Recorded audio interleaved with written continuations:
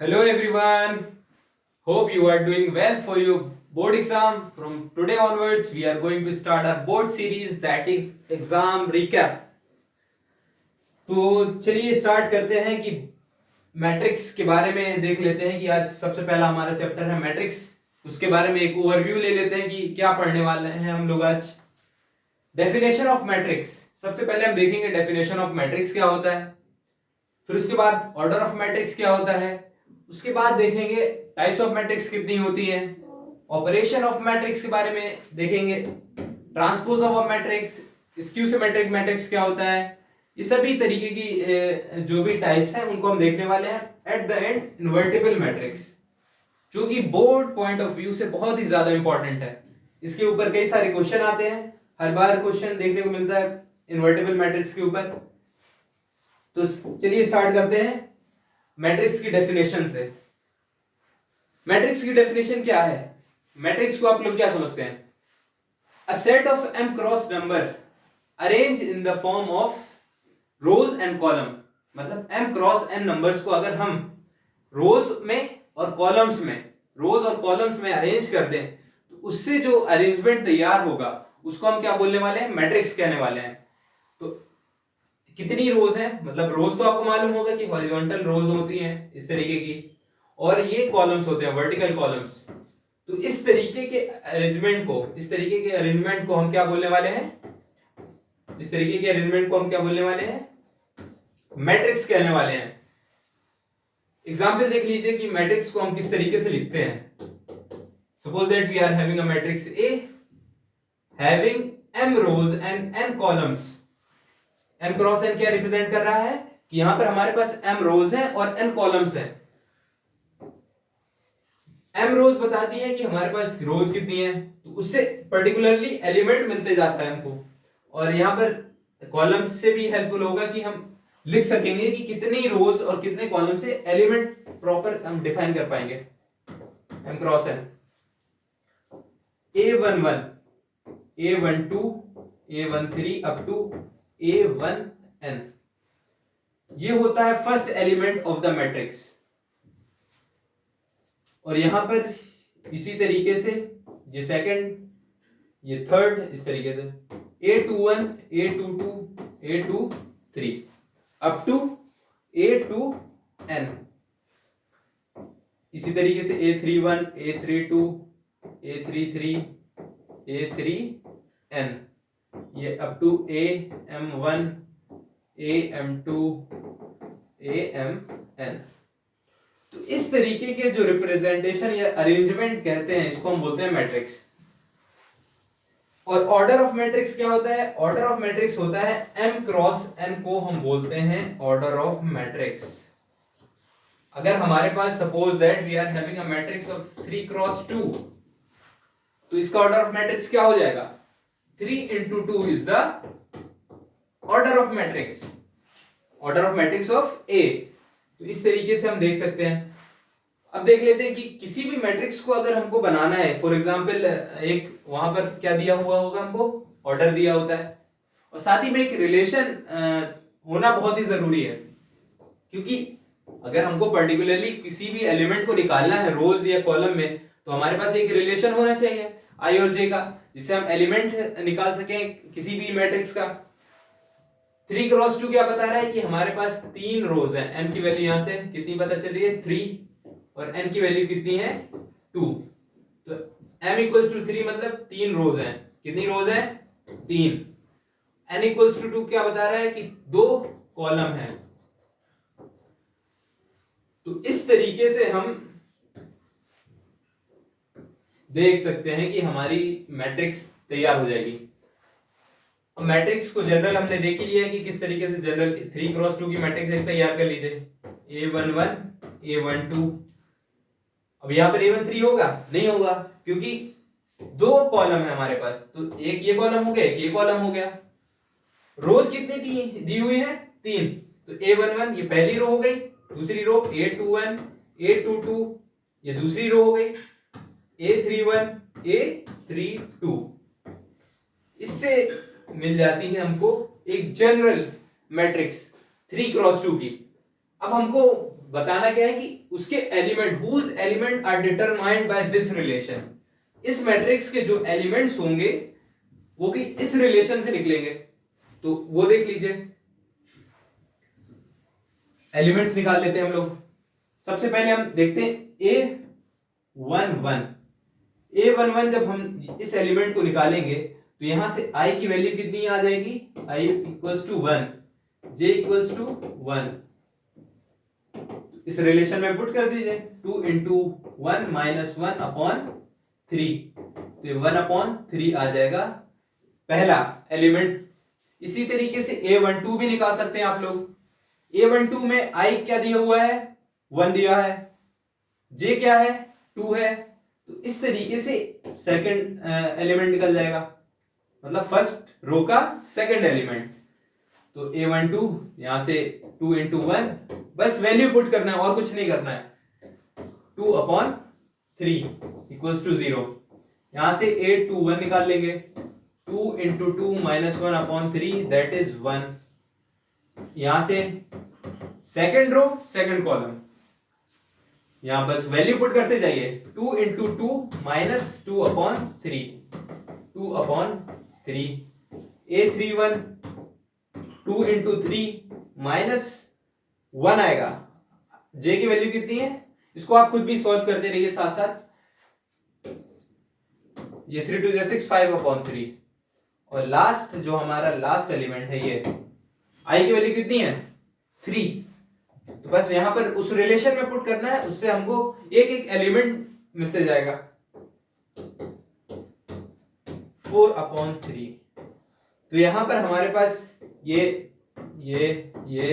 इस तरीके से सभी एलिमेंट्स मिल गए हैं।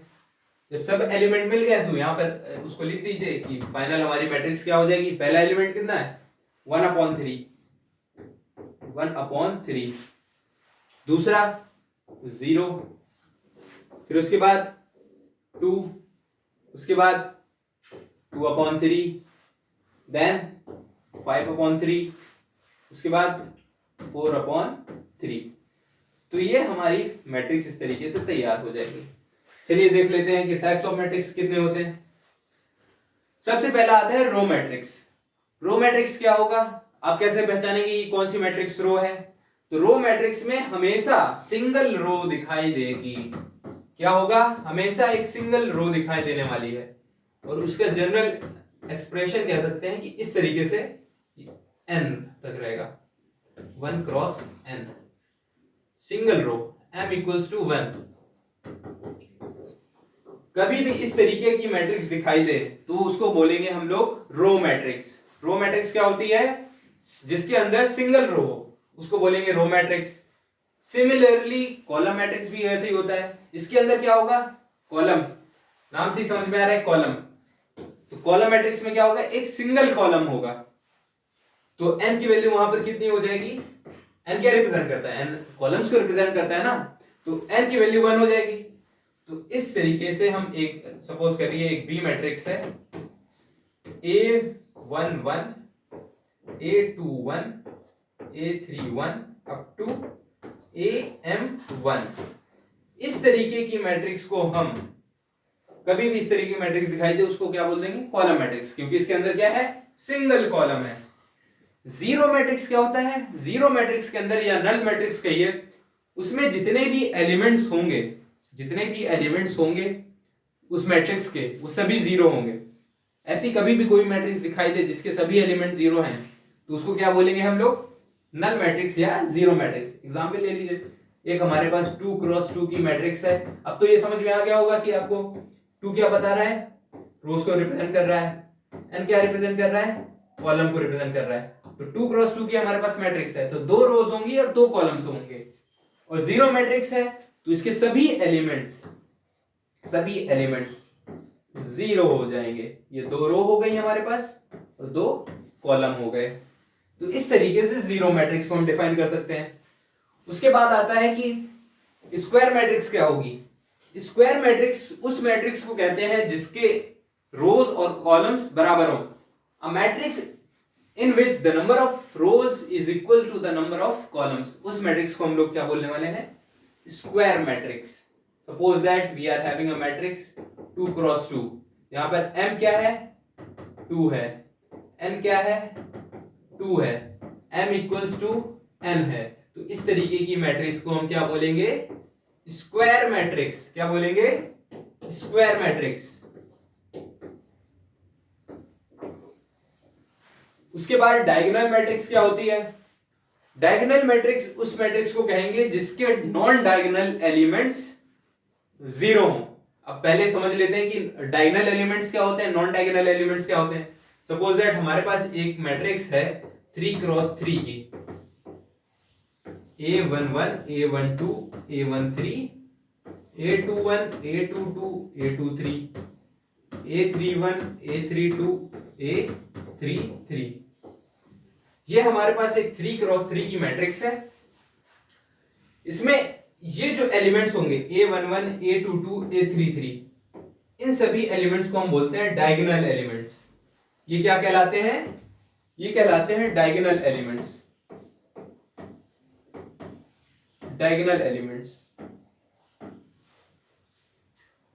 और ये जो सभी बाकी ये एलिमेंट हैं, ये वाले एलिमेंट हैं, ये दोनों, ये होते हैं non diagonal elements, non diagonal elements, non diagonal elements. तो डायगोनल मैट्रिक्स में, और इंपॉर्टेंट बात, सबसे पहले ये देखना होगा कि स्क्वायर मैट्रिक्स ही डायगोनल मैट्रिक्स होगी। तो यहां पर ये हमने दो चीजें सीख ली कि डायगोनल एलिमेंट्स क्या होता है, नॉन डायगोनल एलिमेंट्स क्या होंगे। तो डायगोनल मैट्रिक्स के अंदर जो हमारे नॉन डायगोनल एलिमेंट्स होंगे, मतलब ये वाले, ये ऊपर वाले A21 A31 A32 A12 A13 और A23, ये क्या है, नॉन डायगोनल एलिमेंट्स। तो डायगोनल मैट्रिक्स के अंदर ये सभी जीरो होंगे, ये सभी जीरो होंगे। तो हमारे पास नॉन डायगोनल मैट्रिक्स कैसी दिखाई देगी, मतलब डायगोनल मैट्रिक्स कैसी दिखाई देगी, बेसिकली 3 क्रॉस 3 की। यहाँ पर ये जो पहले तो मैं ये बता देता हूँ कि जैसे 1 2 3 0 0 0 0 0 0, या तो इस तरीके की होगी। यहाँ पर ये देख सकते हैं कि नॉन डायगोनल एलिमेंट्स सभी जीरो हैं। और अब क्वेश्चन ये आता है कि क्या डायगोनल एलिमेंट्स जीरो होंगे। अब ये डायगोनल एलिमेंट्स जीरो हो भी सकते हैं, नहीं भी हो सकते हैं। तो बेसिक कंडीशन ये है कि नॉन डायगोनल एलिमेंट्स हमेशा जीरो होंगे। उसके बाद डायगोनल एलिमेंट्स की बात करें, वो जीरो हो भी सकते हैं, नहीं भी हो सकते हैं। नेक्स्ट मैट्रिक्स देख लेते हैं, स्केलर मैट्रिक्स। स्केलर मैट्रिक्स वो डायगोनल मैट्रिक्स होती है जिसके सभी डायगोनल एलिमेंट्स इक्वल हों। डायगोनल एलिमेंट्स अब तो समझ में आ गया होगा कि कौन से एलिमेंट्स को हम डायगोनल एलिमेंट्स कहते हैं। जैसे 2 क्रॉस 2 की हमारे पास एक मैट्रिक्स है A11 A12 A21 A22। तो यहां पर ये जो एलिमेंट्स हैं A11 A12 ये बराबर होंगे स्केलर मैट्रिक्स में। और हमको ये भी मालूम है कि ये स्केलर मैट्रिक्स हमेशा क्या होगी, डायगोनल मैट्रिक्स होगी। तो ये नॉन डायगोनल एलिमेंट्स हमेशा क्या होंगे, जीरो होंगे। तो A21 A12 हमेशा जीरो के इक्वल होंगे, क्योंकि स्केलर मैट्रिक्स क्या होती है, हमेशा डायगोनल मैट्रिक्स होती है। और डायगोनल मैट्रिक्स के नॉन डायगोनल एलिमेंट्स क्या होंगे, हमेशा जीरो होंगे। और यहां पर जो डायगोनल एलिमेंट्स हैं स्केलर मैट्रिक्स के, वो हमेशा क्या होंगे, इक्वल होंगे। ये जीरो के इक्वल भी हो सकते हैं, 1 के इक्वल, 2 के इक्वल, 3 के इक्वल, मतलब इक्वल होंगे, किसी के भी इक्वल हो। इसी तरीके से आइडेंटिटी मैट्रिक्स क्या होगी, वो स्केलर मैट्रिक्स। स्केलर मैट्रिक्स के अंदर क्या होता है, प्रिंसिपल डायगोनल या डायगोनल एलिमेंट्स सब बराबर होंगे, नॉन डायगोनल एलिमेंट्स जीरो होंगे। तो वो स्केलर मैट्रिक्स जिसके डायगोनल एलिमेंट्स सभी इक्वल्स टू 1 हो जाए, तो उस डायगोनल स्केलर मैट्रिक्स को हम बोलेंगे आइडेंटिटी मैट्रिक्स या यूनिट मैट्रिक्स। इसका एग्जांपल देख लीजिए आइडेंटिटी मैट्रिक्स का, A2 क्रॉस 2, तो 1 1 0 0, ये हमेशा आइडेंटिटी मैट्रिक्स। इसको हम जनरली ऐसे IN से भी रिप्रेजेंट करते हैं। n क्या है, ये 2 बताता है, n = 2। तो इस तरीके से हम बता सकते हैं। नेक्स्ट देख लेते हैं कि कौन सी मैट्रिक्स है, अपर ट्रायंगुलर मैट्रिक्स। सबसे पहले एग्जांपल देख लीजिए कि हमारे पास 3x3 की एक मैट्रिक्स है, स्क्वायर मैट्रिक्स होना जरूरी है अपर ट्रायंगुलर मैट्रिक्स के लिए भी। A12 A11 A12 A13 A21 A22 A23 A31 A32 A33, ये हमारे पास एक मैट्रिक्स है 3x3 की। अब ये जो एलिमेंट्स होंगे I ग्रेटर देन J वाले, ये सभी जीरो होंगे। I ग्रेटर देन J वाले सभी एलिमेंट क्या होंगे, इक्वल्स टू जीरो होंगे।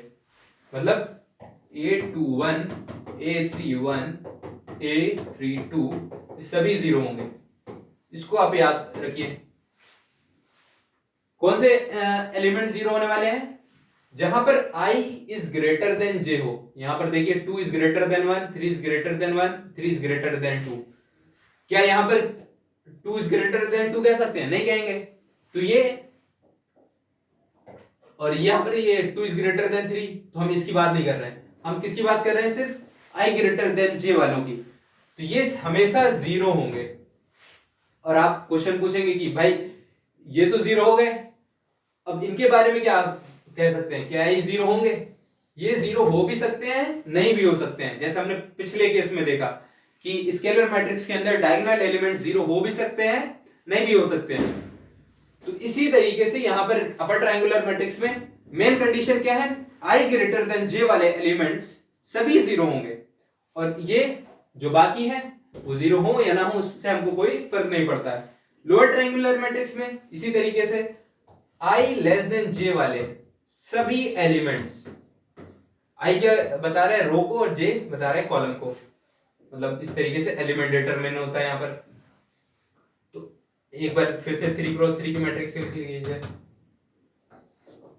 A11 A12 A13 A21 A22 A23 A31 A32 A33। तो यहां पर देखिए सबसे पहले क्या कंडीशन है लोअर ट्रायंगुलर मैट्रिक्स की, कि I less than J। I less than J check करेंगे। यहाँ क्या I लेस देन J है? नहीं है, I इक्वल्स टू J है। यहाँ क्या I लेस देन J है? हाँ यहाँ पर है। तो ये वाला एलिमेंट इसको जीरो कर दीजिए। यहाँ पर I लेस देन J है, इसको भी जीरो कर दीजिए। ये वाला भी जीरो कर दीजिए। ये है, ये बिल्कुल नहीं है। A23 लास्ट वाला, यहाँ पर भी नहीं है। बेसिक कंडीशन ये हो जाएगी कि ये सभी इक्वल्स टू जीरो होंगे। मतलब जहां पर I लेस देन J है उन सभी एलिमेंट्स को सिंपली हमको जीरो को इक्वल करना है। तो ये था हमारा टाइप्स ऑफ मैट्रिक्स। उसके बाद देख लेते हैं ऑपरेशन ऑफ मैट्रिक्स। जैसे हम अलजेब्रा के अंदर एडिशन, सब्ट्रैक्शन, मल्टीप्लिकेशन, डिवीजन करते हैं, नॉर्मली इक्वेशन दी हुई है x प्लस वाई या 2 प्लस 3, 2 माइनस 3 या 3 इंटू 5, इस सभी इस तरीके का जो हम ऑपरेशन करते हैं अलजेब्रा के अंदर, उसी तरीके से मैट्रिक्स में भी हम कुछ ऑपरेशंस करते हैं। सबसे पहले हम देख लेते हैं कि कौन कौन से ऑपरेशंस हैं। सबसे पहले आता है equality of matrix. Equality of matrix ये बताता है कि दो मैट्रिक्स कब इक्वल होंगी, उसके बारे में कंडीशन बताता है कि two matrix of same order are equal. मतलब दो मैट्रिक्स है हमारे पास, एक मैट्रिक्स A है, एक मैट्रिक्स B है। ये मैट्रिक्स A और मैट्रिक्स B कब इक्वल होंगी?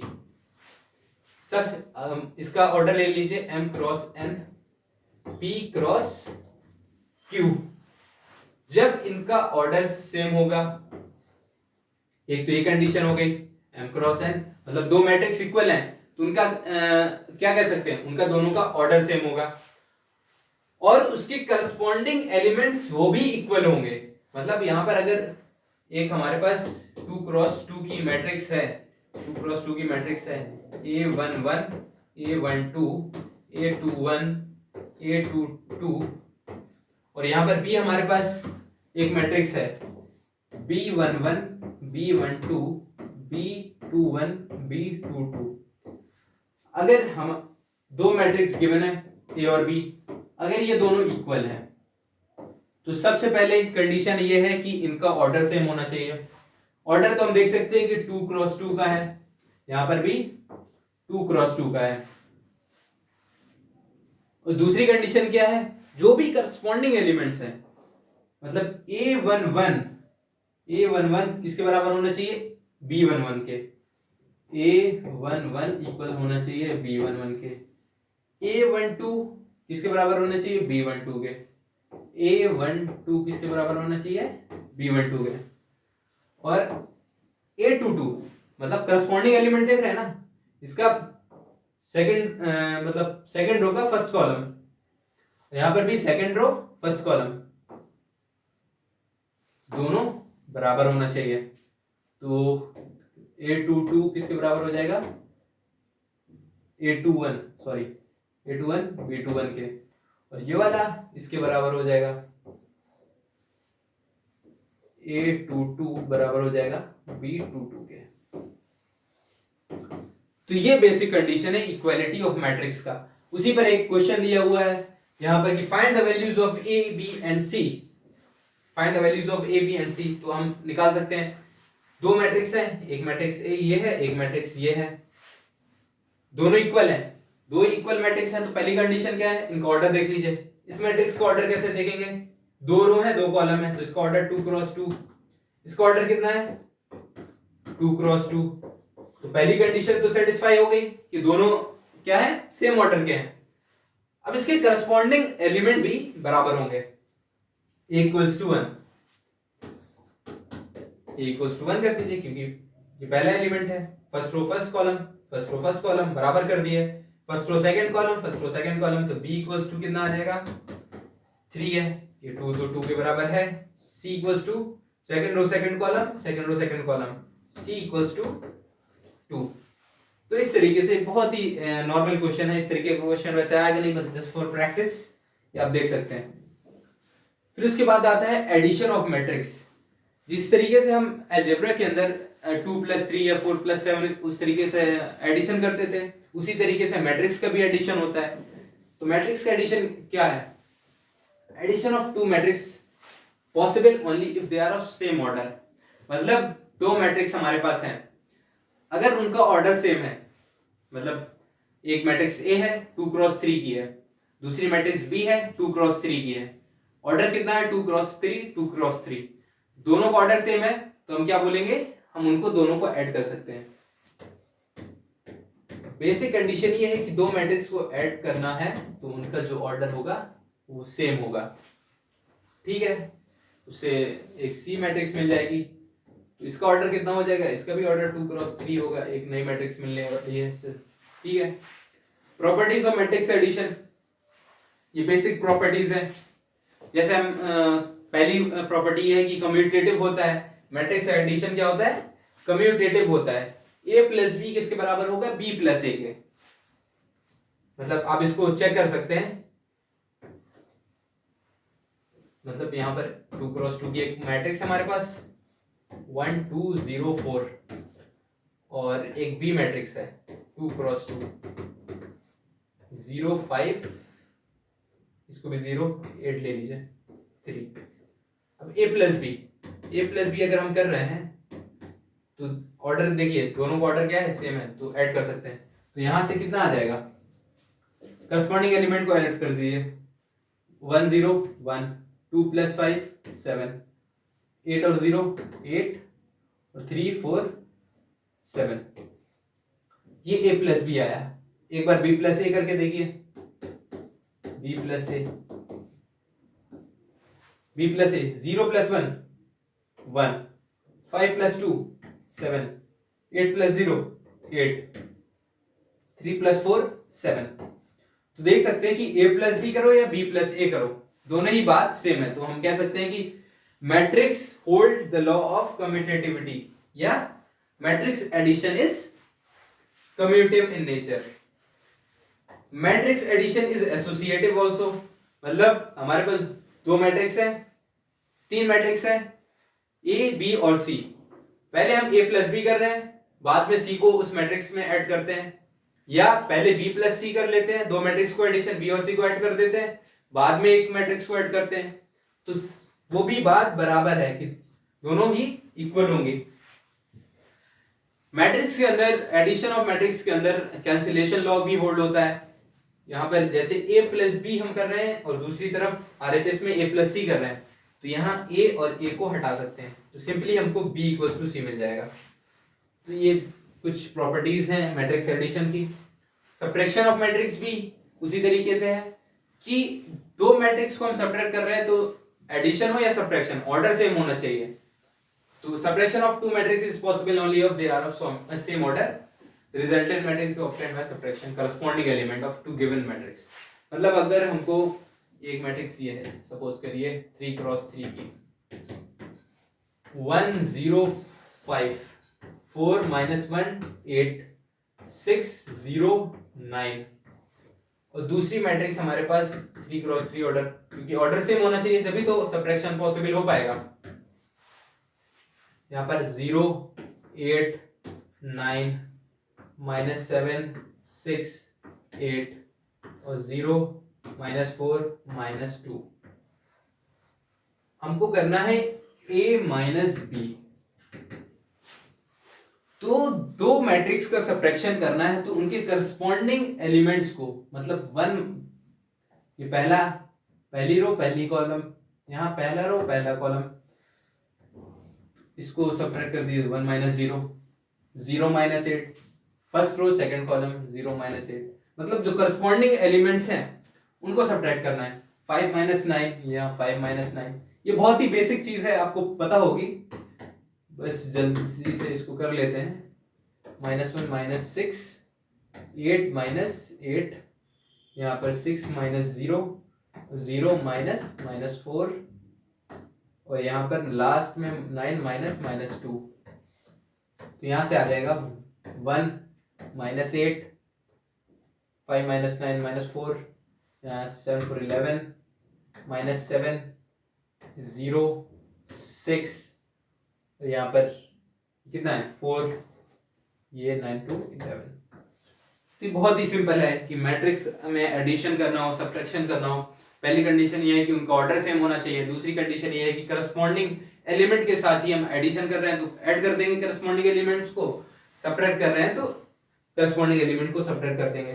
उसके बाद देख लेते हैं कि multiplication of matrix with a scalar quantity, मतलब कोई स्केलर वैल्यूज है, इसको स्केलर वैल्यू क्या है, मतलब फिक्स, स्केलर किसको बोल रहे हैं, फिक्स वैल्यू को, जैसे 2 3 4 एक्सेट्रा, उसको अगर हम मल्टीप्लाई कर रहे हैं तो किस मैट्रिक्स में, तो हर एक एलिमेंट के साथ जाकर मल्टीप्लाई होने वाला है। Suppose that we are having a matrix 2 cross 3 A B C, दो रो है ना, A B C, 3 कॉलम है, अरे इसको हटाइए, A B C D E F। अब हम इसको मल्टीप्लाई करते हैं, एक हमारे पास मैट्रिक्स है, इसको 2 से मल्टीप्लाई करते हैं, 2 into A करते हैं।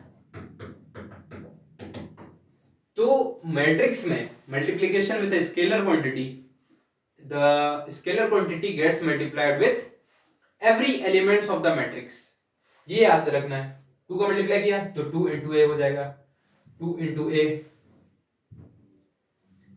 2B हो जाएगा, 2C हो जाएगा, 2D 2E 2F, क्योंकि एक बार देख लेता हूं, सही है, तो यहां से 2A हो जाएगा, यहां पर A मैट्रिक्स गिवन था, फाइनली 2A इस तरीके से हम दे सकते हैं। अब दो मैट्रिक्स को मल्टीप्लाई करना है अगर, तो उसको देख लेते हैं, उसमें क्या होता है। मैट्रिक्स मल्टीप्लिकेशन, जैसे हमारे पास ये मैट्रिक्स है M into N, दूसरी मैट्रिक्स है P क्रॉस Q। अगर हमको A क्रॉस B करना है, मतलब दो मैट्रिक्स को मल्टीप्लाई करना है, तो पहली कंडीशन यह है कि N इक्वल्स टू P होना चाहिए। पहली कंडीशन क्या है, N इक्वल्स टू P होना चाहिए, मतलब पहली मैट्रिक्स का जो कॉलम है और दूसरी मैट्रिक्स का जो रो है हमेशा बराबर होना चाहिए। और दूसरी कंडीशन ये है कि जो इस मल्टीप्लाई, जो दो मैट्रिक्स का मल्टीप्लिकेशन होगा, उससे जो रिजल्टेंट मैट्रिक्स आने वाली, मतलब जो मल्टीप्लिकेशन होगा, इसका ऑर्डर क्या होगा, m क्रॉस q। ऑर्डर क्या होने वाला है? पहला ये है कि n इक्वल्स टू p होना चाहिए, पहली मैट्रिक्स का कॉलम और दूसरी मैट्रिक्स का रो हमेशा बराबर होगा, तो मैट्रिक्स मल्टीप्लिकेशन पॉसिबल है। और उस मैट्रिक्स का जो मल्टीप्लिकेशन हो रहा है तो उसका ऑर्डर क्या निकल के आएगा? m cross q। तो बस यही है मल्टीप्लिकेशन ऑफ टू मैट्रिक्स में। एग्जाम्पल देख लेते हैं कि किस तरीके से मैट्रिक्स मल्टीप्लिकेशन करते हैं। a और b, यहां पर देखिए क्या है, इसका ऑर्डर क्या है? सबसे पहले ऑर्डर देखिए, पहली मैट्रिक्स है, दो रो, कितनी रो है? 3 क्रॉस 2 है। यहां पर कितना है? 2 रो 3 कॉलम। पहली कंडीशन ए बी अगर करना है हमको 3 क्रॉस 2 2 क्रॉस 3, तो ये बराबर है, बिल्कुल ठीक, ये दोनों क्या है? बराबर है। और जो रिजल्टेंट मैट्रिक्स ए बी होगी वो क्या होगी? 3 क्रॉस 3 की है। तो ये हमने देख लिया। उसने बोला है कि find A B and B है, तो ए बी निकाल लेते हैं, ए क्रॉस बी। दोनों मैट्रिक्स को लिख लीजिए, 1 2 3 -4 5 6 4 5 6 7 -8 2। यहां से देख लेते हैं, 1 इंटू, ये देखिए इसका रो ले रहे हैं और इसका कॉलम, 1 इंटू 4, ठीक है, प्लस 2 इंटू 7, ठीक। पहला एलिमेंट कैसे मिला?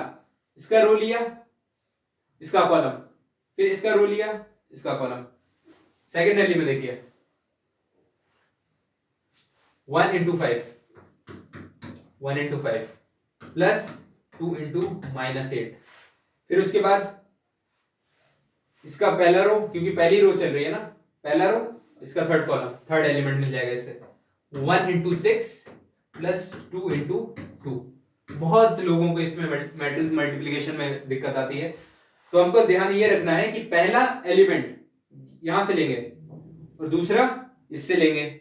मतलब ये क्या चल रही है? पहली रो चल रही है ना, पहली रो है तो पहली रो इससे ले लिया, रो इससे लेंगे, कॉलम इससे लेंगे, तो पहला एलिमेंट मिल जाएगा। फिर first row, second column, second element मिल गया, फर्स्ट रो, थर्ड कॉलम, तो उससे थर्ड हमारे पास मिल जाएगा एलिमेंट। इसी तरीके से second row, 3 into first column, 3 into 4 -4 into 7, फिर साथ में 3 इंटू 5, इसको आप खुद से भी सॉल्व करते रहे साथ साथ में, that would be easy for you, -4 into -8, similarly 3 into 6 और -4 इंटू 2, 5 इंटू 4 और यहां पर 6 इंटू 7। इस तरीके से बहुत ही सिंपल कैलकुलेशन है, इसको आप कर सकते हैं। 6 इंटू -8, 5 इंटू 6 और यहां पर 6 इंटू 2 प्लस 6 इंटू 2, तो यहां से ये निकल के आ जाएगा। देख लेते हैं हम लोग, ये भी क्या आएगा? पहला 4 और 7 2 is 14, 14 4 18, 5 8 2 is 16 -11। इसी तरीके से यहां पर 6 4 10, 4 3 is 12 28, तो इसको यहां लिख 16 -16,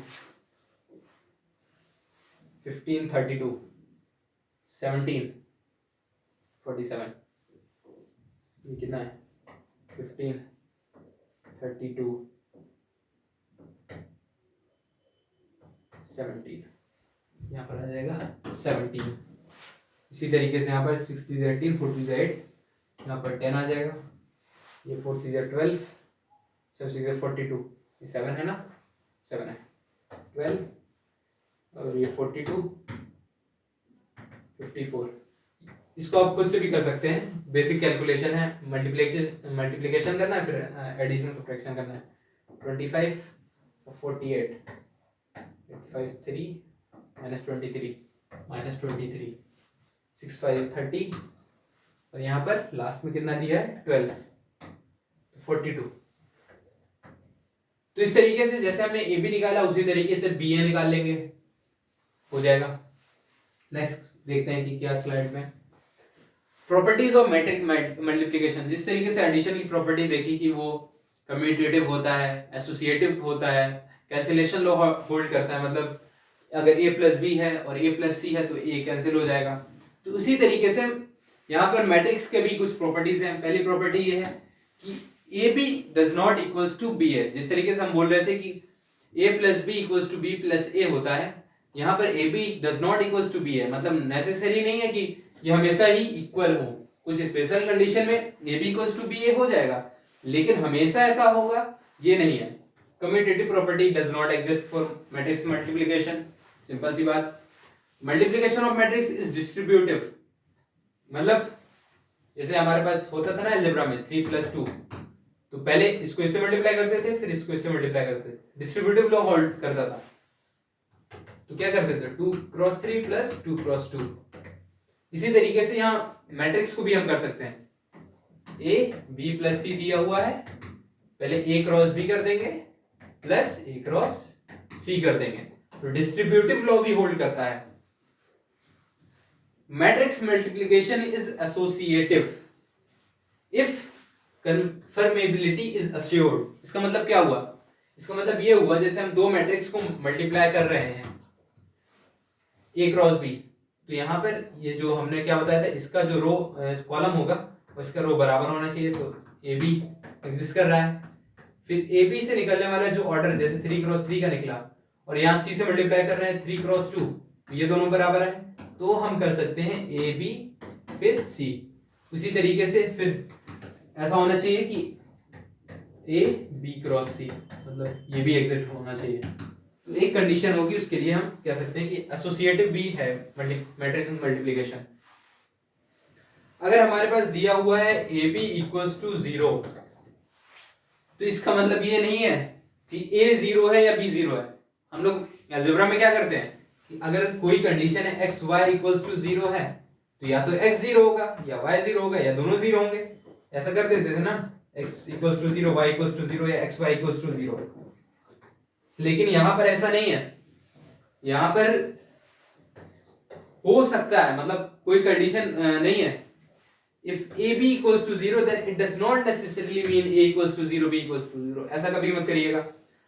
और कोई भी मैट्रिक्स है हमारे पास, उसको आइडेंटिटी मैट्रिक्स से मल्टीप्लाई करेंगे या आइडेंटिटी मैट्रिक्स को A से मल्टीप्लाई करेंगे, तो हमेशा A के इक्वल आएगा, मतलब वापस से वही मैट्रिक्स मिल जाएगी। इसको याद रखिए, ये बहुत ही इंपॉर्टेंट है। इसको लिख सकते हैं आप अलग से। एक बेसिक सा एग्जांपल है हमारे पास। एक मैट्रिक्स A गिवन है, दूसरी मैट्रिक्स B है, then find the matrix X such that 2A + 3X = 5B। तो इसको बहुत ही आसानी तरीके से कर सकते हैं कि मैट्रिक्स X क्या होगा, इसको फाइंड करना है। तो हम लोग सबसे पहले ये दो इसको गिवन है ना, तो 2A + 3X = 5B। 3X इस 2A को इधर ले जाएंगे, 5B - 2A, x 5/3B - 2/3A। तो यहां से एक x मैट्रिक्स मिल जाएगी हमको। अब यहां पर देख सकते हैं कि B में क्या हो रहा है, बेसिकली 5/3 का मल्टीप्लिकेशन हो रहा है और 2/3 का मल्टीप्लिकेशन A में हो रहा है, फिर इसको सब्ट्रैक्ट कर देना है। तो हम पहले 5/3 का मल्टीप्लिकेशन कर ले रहे हैं B में, तो 5/3 × B। और ये देखिए, जब इससे रिजल्टेंट मैट्रिक्स अभी हम करके दिखा देते हैं। 5/3 का मल्टीप्लिकेशन 5 to the 10/3 आ जाएगा, पहला एलिमेंट 5/3 मल्टीप्लाई करिए -10/3, फिर 20/3, फिर उसके बाद 10/3 -25/3, ये हो जाएगा 5/3। इसका ऑर्डर कितना है 3 × 2, ठीक है। उसी तरीके से 2/3 का मल्टीप्लाई इधर कर दीजिए, 2/3 × A। बेसिक मल्टीप्लिकेशन है इसमें, और कुछ है नहीं है खास। मल्टीप्लाई करिए, साथ ही में एक रफ कॉपी लीजिए, उसमें आप साथ में करते रहें तो ज्यादा बेहतर होगा, अच्छे से रिटेन होगा। 2/3 का मल्टीप्लीकेशन ए में है, तो यहाँ पर 16/3 0, ठीक है। मल्टीप्लाई करेंगे तो 8/3 माइनस 8/3 कितना हो जाएगा 4, सॉरी इधर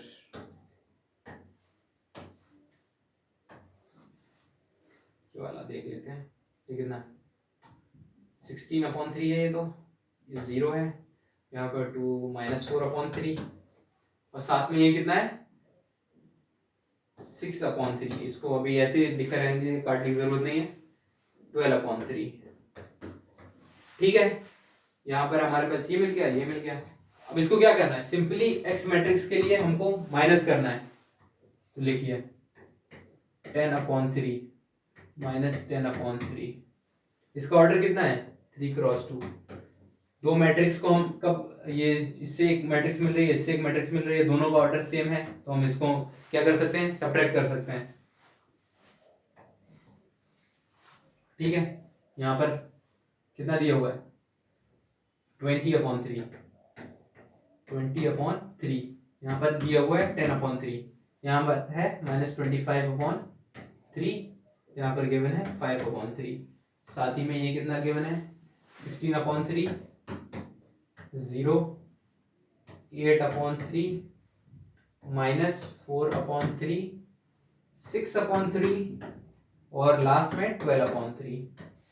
और यहाँ से इसका ऊपर निकाल लीजिए माइनस करके, 10 माइनस 16 कितना हो जाएगा -6/3, -10 -3 -10/3, यहाँ पर 20/3 माइनस 8/3, इसको साथ में करते रहिए 12/3, 10/3 माइनस 4/3 6/3, यहाँ -25/3, यहाँ पर कितना हो जाएगा 21/3, सॉरी 19/3, यहाँ पर आ जाएगा 19/3, 5/3 माइनस 12/3 दैट इज 7/3। इसका ऑर्डर क्या है 3x2। तो यहाँ से हमारे पास आ गई है एक मैट्रिक्स 3x2 की। x निकालना था, यहाँ से x मिल गया, बहुत ही सिंपल। फाइनली आता है हमारा topic transpose of a matrix. Transpose of a matrix पढ़ने वाले हैं हम, फिर उसके बाद पढ़ेंगे सिमेट्रिक मैट्रिक्स क्या होता है, उसके बाद स्क्यू सिमेट्रिक मैट्रिक्स क्या होता है, उसके बारे में देखते हैं। ट्रांसपोज कुछ नहीं है, कोई मैट्रिक्स हमारे पास A है, इसके पास क्या होंगी रोज होंगी और कॉलम्स होंगे। ट्रांसपोज ऑफ अ मैट्रिक्स करना है हमको, तो रोज और कॉलम को इंटरचेंज कर देंगे। और डेफिनेशन भी यही कहती है कि ट्रांसपोज ऑफ मैट्रिक्स क्या है, transpose of a matrix is basically the interchangeability of rose and columns. Column को रो में बदल दो या रो को कॉलम में बदल दो, बात बराबर है। तो matrix obtain from a given matrix A by interchanging its rows and column is called a transpose of A and is denoted by, ये इसके अलग अलग सिंबल्स हैं, मतलब रिप्रेजेंटेशन है बेसिकली। A इसको डैश कर इस तरीके से कर सकते हैं, AT से रिप्रेजेंट कर सकते हैं या A ट्रांसपोज से रिप्रेजेंट कर सकते हैं। एग्जांपल देख लीजिए कि कोई हमारे पास मैट्रिक्स गिवन है 3x2 की, 1 2 3 4 5 6, हमको इसका ट्रांसपोज निकालना है, मतलब A डैश निकालना है। ये जो हमारे पास पहला कॉलम है इसको रो में बदल दीजिए, 1 3 5, सेकेंड रो इसको कॉलम में 2 4 6।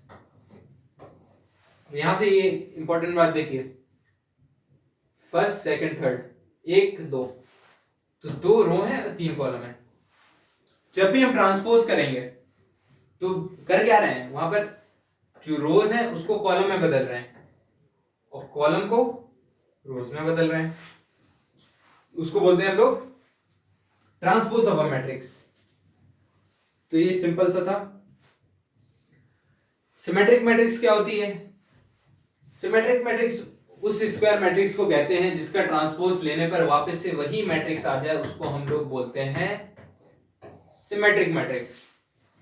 अगर हमने कोई मैट्रिक्स ली, उसका ट्रांसपोज किया, वापस से उसी मैट्रिक्स के बराबर आ जाता है, तो उसको हम बोलते हैं सिमेट्रिक मैट्रिक्स। ये बहुत ही इंपॉर्टेंट कंडीशन है, इसको मार्क कर लीजिए स्टार। बहुत बार क्वेश्चन में यूज होता है कि हमारे पास कोई सिमेट्रिक मैट्रिक्स गिवन है, तो उसके लिए ये कंडीशन पता होना जरूरी है कि उस मैट्रिक्स गिवन है तो उसका ट्रांसपोज लेने पर भी वही मैट्रिक्स मिलेगी। सिमिलरली हमारे पास यहाँ पर स्क्यू सिमेट्रिक मैट्रिक्स, इसमें क्या होता है कि ए का ट्रांसपोज लेंगे तो ये माइनस ए के इक्विवेलेंट आता है। आई स्क्वायर मैट्रिक्स ए, एक मैट्रिक्स ए है said to be skew symmetric matrix, अगर ये कंडीशन होल्ड करती है, इसको भी मार्क कर लीजिए इंपॉर्टेंट। डायरेक्ट क्वेश्चन इस पर बनता है। यहां पर एक क्वेश्चन गिवन है कि P is a 3x3 matrix such that P का transpose equals to 2P plus 1 where P transpose is the transpose of P, then तो कौन सा ऑप्शन सही होगा? तो इसको हम सॉल्व कर सकते हैं बहुत ही आसान तरीके से। P dash equals to 2P plus 1, ये हमारे पास गिवन कंडीशन है, ठीक है। अब इसको सॉल्व करने के लिए कहां से स्टार्ट करें? दोनों तरफ आप ले लीजिए, एक ट्रांसपोज ले लीजिए। इससे पहले ट्रांसपोज की कुछ प्रॉपर्टीज बता देता हूं मैं आपको। ए प्लस बी का ट्रांसपोज अगर हम लेते हैं तो ये होगा A transpose plus B transpose. A transpose का ट्रांसपोज लेंगे तो वापस से ए आ जाएगा। इन दोनों को मार्क कर लीजिए क्योंकि यहां पर यूज होने वाली है। दोनों तरफ ट्रांसपोज लेंगे, पी ट्रांसपोज का ट्रांसपोज लिया, 2p plus 1 का ट्रांसपोज लिया, ठीक है। p का ट्रांसपोज वापस से लेंगे तो यहाँ p आ जाएगा, 2p plus 1 का ट्रांसपोज, 2p ट्रांसपोज प्लस 1 का ट्रांसपोज क्या ही होगा क्योंकि स्केलर है, मैट्रिक्स नहीं है। ये जो p का ट्रांसपोज है यहाँ पर इसकी वैल्यू पुट कर दीजिए, p equals to 2p plus 1 plus 1, p 4p plus 2 plus 1, यहाँ पर कितना हो जाएगा? ये हो जाएगा माइनस 3p इक्वल्स टू 3 और p इक्वल्स टू माइनस 1। तो p इक्वल्स टू क्या दिख रहा है और ये 1 क्या है? एक आइडेंटिटी मैट्रिक्स को रिप्रेजेंट कर रहा है, ठीक है। तो p इक्वल्स टू ये वाला आंसर हो जाएगा हमारे पास, that is the correct answer. ये सब पी वाई की क्वेश्चन है। एक और क्वेश्चन देख लेते हैं। If order of matrix A is 2 cross 3 of matrix B, मतलब एक और मैट्रिक्स ए है जिसका ऑर्डर है 2 क्रॉस 3, ठीक है। दूसरी मैट्रिक्स बी है जिसका ऑर्डर है 3 क्रॉस 2, दूसरी मैट्रिक्स है 3 क्रॉस 2 ऑर्डर की। दूसरी मैट्रिक्स का ऑर्डर कितना दिया हुआ है? 3 cross 2। And of matrix C is 3 cross 3 और 3 जो सी मैट्रिक्स है उसको ऑर्डर दिया है 3 cross 3। Then which one of the following is not defined? हमको चेक करना होगा कि ये वाला डिफाइंड नहीं है कि ये डिफाइंड नहीं है, कि उनमें से कौन सा डिफाइंड नहीं है। तो सबसे पहले ये को चेक करते हैं, सी ए प्लस बी का ट्रांसपोज। हमने मैट्रिक्स एडिशन में पढ़ा हुआ था कि दो मैट्रिक्स का एडिशन तभी पॉसिबल है जब उनका क्या होना चाहिए? ऑर्डर सेम हो। यहां पर देखिए एक ऑर्डर क्या है? 2 क्रॉस 3।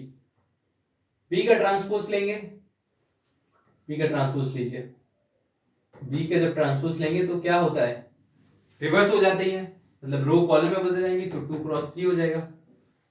तो बी का ट्रांसपोज क्या हो जाएगा? 2 क्रॉस 3। तो इसका भी मतलब 2 मिनट,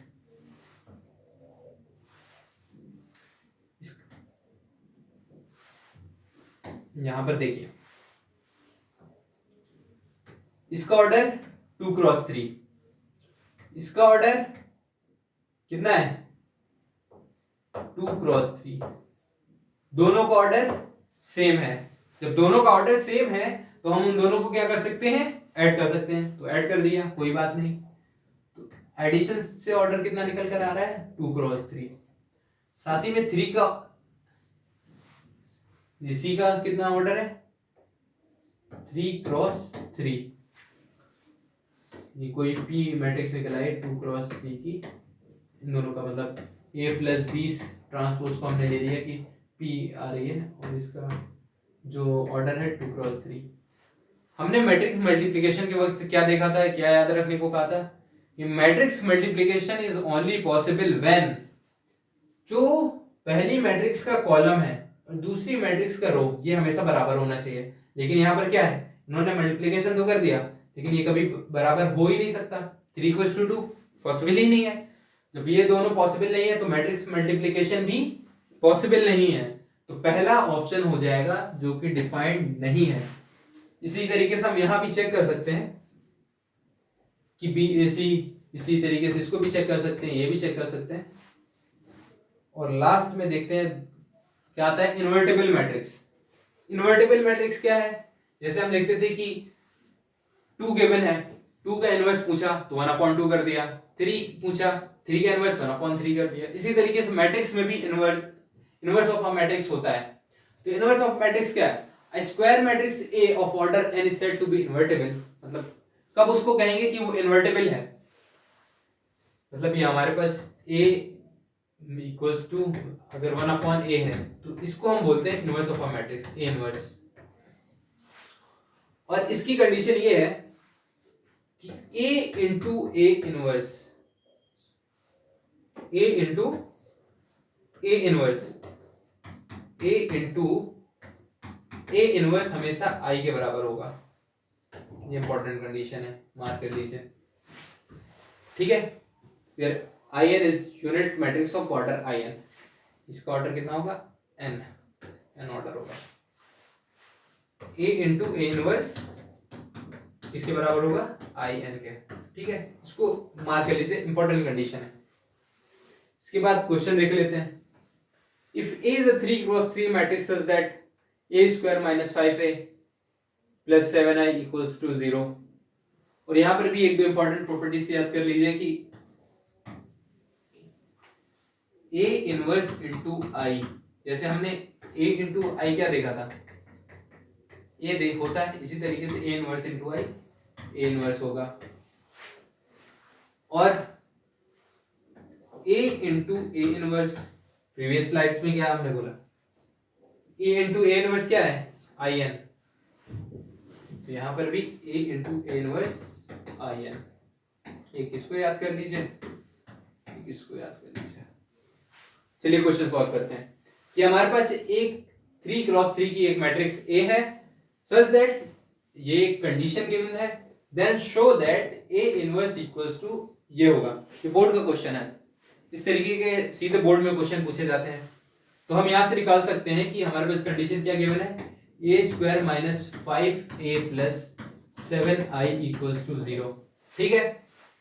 अब यहां पर क्या करेंगे, दोनों तरफ LHS RHS में a इनवर्स का मल्टीप्लिकेशन कर देंगे। इधर मल्टीप्लाई कर दिया, यहां पर भी मल्टीप्लाई कर दिया, तो क्या होगा a इनवर्स इंटू a, इसको ब्रेक करके लिख लीजिए, 5 into A into A inverse plus 7i into A inverse, साथ ही में ये क्या है, 0 है, 0 into something 0, A inverse into A, ये क्या आएगा, A inverse into A I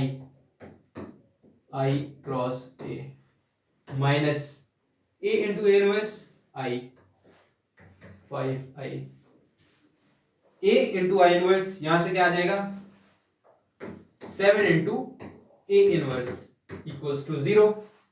बहुत ही सिंपल, सिर्फ इनका यूज किया मैंने यहां पर। फिर I into identity into A, यहां से देख लीजिए, I इंटू A क्या होगा, A होगा minus 5i plus 7A inverse. यहां क्या निकालना है, A इनवर्स निकालना है, A इनवर्स को यहां रखिए, बाकी को राइट हैंड साइड। तो 5i माइनस A इनवर्स क्या हो जाएगा, 1/7 5i माइनस A। फाइनली ये हमको प्रूफ करना था, शो करना था, ये आ गया। बहुत ही सिंपल, इसी तरीके को बोर्ड में क्वेश्चन पूछे जाते हैं, इसकी प्रैक्टिस बार बार करिए इस तरीके के क्वेश्चन की। यहाँ पर एक लास्ट क्वेश्चन देख लेते हैं कि if A equals to alpha gamma beta minus alpha such that A square. यहाँ पर एक मैट्रिक्स है और ये एक कंडीशन है। फिर पूछते कि कौन सा ऑप्शन सही है। सबसे पहले हम देखते हैं कि यहाँ पर ए स्क्वायर इक्वल्स टू आई। आई क्या है? एक आइडेंटिटी मैट्रिक्स है। और ए स्क्वायर क्या है? ए स्क्वायर निकाल लेते हैं। ए इंटू ए ही तो है। ए स्क्वायर क्या है? ए क्रॉस ए। ठीक है, यहाँ पर ए क्रॉस ए निकाल लेते हैं। Alpha beta gamma minus alpha. Matrix multiplication तो आता ही हमको। Alpha beta gamma minus alpha, इसको इससे मल्टीप्लाई कर देंगे तो ये हो जाएगा alpha into alpha plus beta into gamma. ये पहला एलिमेंट आ गया, first row. Second column alpha into beta, साथ में बीटा इंटू माइनस अल्फा, और gamma into alpha, gamma into alpha minus alpha into gamma, साथ में gamma into beta into minus alpha into minus alpha. तो यहां से क्या आ जाएगा, ये देख लीजिए, ये आता है alpha square plus beta gamma, और साथ में अल्फा बीटा और माइनस अल्फा बीटा क्या हो जाएगा? 0 हो जाएगा। यहां पर क्या है? Alpha gamma minus alpha gamma, ये भी 0 हो जाएगा। और ये क्या है? Beta gamma minus alpha square plus, मतलब alpha square plus beta gamma. और ये किसके बराबर है? ये इक्वल है आइडेंटिटी मैट्रिक्स के। ये इक्वल है आइडेंटिटी मैट्रिक्स के। और यहां से जो इसका ऑर्डर होगा वही इक्वलिटी ऑफ मैट्रिक्स में हमने क्या देखा था कि दोनों का, अगर दो मैट्रिक्स इक्वल है, ये सपोज दैट ए स्क्वायर करने पर एक बी मैट्रिक्स तैयार हुई, इसका ऑर्डर 2 क्रॉस 2 है, तो इसका ऑर्डर भी कितना होगा? 2 क्रॉस 2 की आइडेंटिटी मैट्रिक्स। और 2 क्रॉस 2 की आइडेंटिटी मैट्रिक्स क्या होती है? 1 0 0 1। ये 2 क्रॉस 2 की आइडेंटिटी मैट्रिक्स हो गई। बस दो मैट्रिक्स इक्वल है तो उसके करस्पॉन्डिंग एलिमेंट भी क्या होंगे? इक्वल होंगे। तो alpha square plus beta gamma equals to 1 हो जाएगा। इस पूरे टर्म को इस तरफ ले जाइए तो 1 minus alpha square minus beta gamma equals to 0। हम इसको राइट हैंड साइड इसलिए ले गए क्योंकि हम ऑप्शन में देख सकते हैं कि 1 पॉजिटिव है, अगर 1 नेगेटिव होता तो हम इसको इस तरफ ले आते। तो यहां से हम क्या देख सकते हैं कि 1 minus alpha square minus beta gamma. तो इस तरीके से हमने पूरा चैप्टर आज कवर कर लिया है। At the end thank you. एक बात और बताना चाहूंगा मैं आपको कि प्रीवियस ईयर क्वेश्चन जितने भी हैं लास्ट ईयर्स के, लास्ट 3-4 ईयर्स के, हम उसके लिए एक अलग सी वीडियो बना लेंगे। और तब तक के लिए thank you, hope and best for the exam.